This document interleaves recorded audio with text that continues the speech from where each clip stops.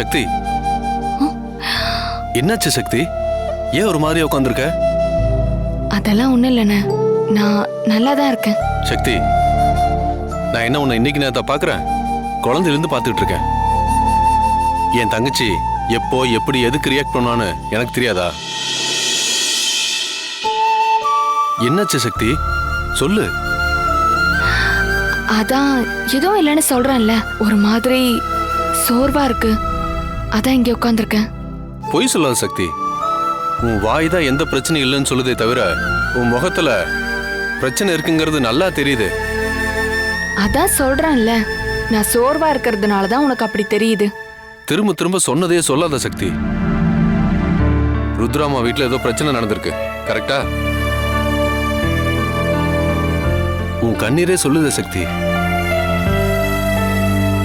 அங்க யாரோ உன் மனசு நோக்கிற மாதிரி பேசியிருக்காங்கன்னு.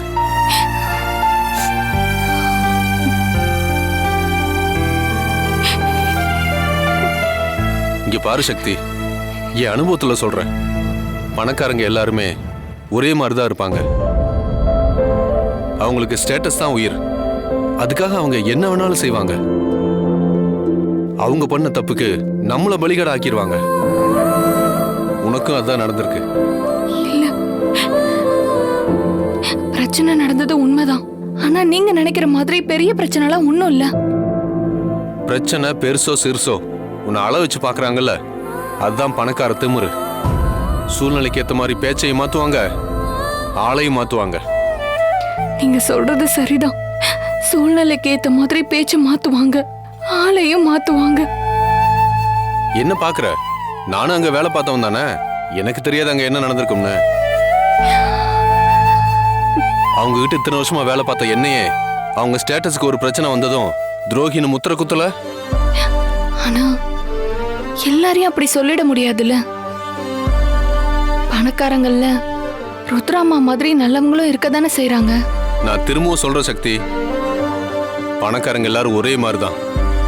அவங்க நோக்கம்லாம் பணம் மட்டும்தான். அவங்களுக்கு நாமெல்லாம் ஒரு பொருட்டே கிடையாது. அன்பா பேசுற மாதிரி பேசி தோல்ல தட்டி கொடுத்துக்கிட்டே குப்பை தொட்டில குப்பையை தூக்கி போடுற மாதிரி நம்மளை தூக்கி வெளியில போட்டு போயிட்டே இருப்பாங்க.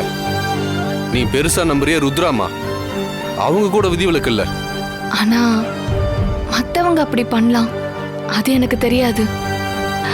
ஆனா ருத்ராமா அப்படியெல்லாம் செய்ய மாட்டாங்க. அவங்க அவ்வளோ பெரிய பணக்காரங்களா இருந்தாலும் எல்லார்கிட்டையும் பாகுபாடு இல்லாம தான் நடந்துக்குவாங்க. நான் எப்பவும் அவங்கள கடவுள் மாதிரி தான் பாக்குறேன். சக்தி, பணக்காரங்களுக்காக அவங்க மேல இவ்வளவு பரிவு காட்டாத. அவங்கள உன்னை மனசுலயே வச்சுக்க மாட்டாங்க. அதை முதல்ல நீ புரிஞ்சுக்கணும். அவங்க மனசுல இருக்கிறவங்க எல்லாம் அவங்க ஸ்டேட்டஸ்க்கு ஏத்த ஆளுங்களா தான் இருப்பாங்க. அதை முதல்ல நீ தெரிஞ்சுக்க.